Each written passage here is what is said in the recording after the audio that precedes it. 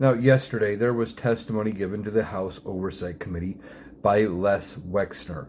You may know Les Wexner as a billionaire. He has ties to Epstein. He was listed in the Epstein files.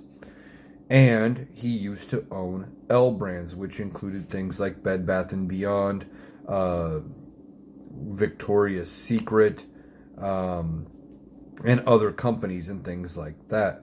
And there are some people that speculate that he is part of the reason behind Victoria's Secret getting pushed so big and trying to set the beauty standard, that it was based around what they wanted with the Epstein file co-conspirators. It was based on their preferences.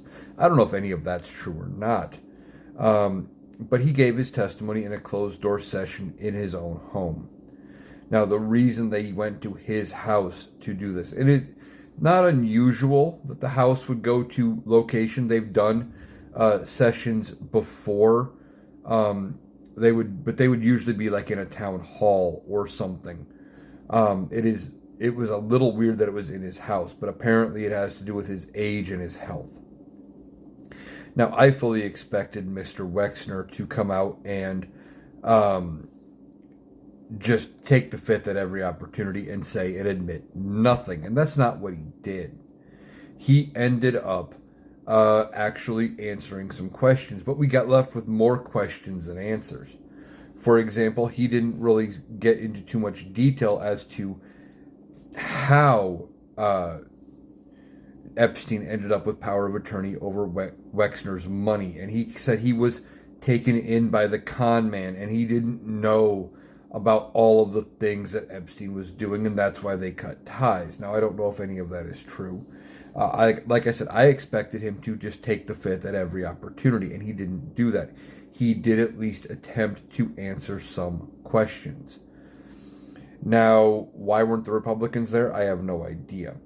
They chose not to go. I did a video on that yesterday, and I meant to make this video last night. But Les Wexner is just one of many people who is going to have to answer for being connected to Epstein. And I don't care that he is 88 years old. If it is ever proven that he has more ties than just somehow being duped and being a financial victim, which I believe he actually was, more than just a financial victim. If they can prove it, he needs to be charged for all of the crimes that he committed. So his testimony did not fully go as expected. He actually answered some questions, and it left us with more questions than answers.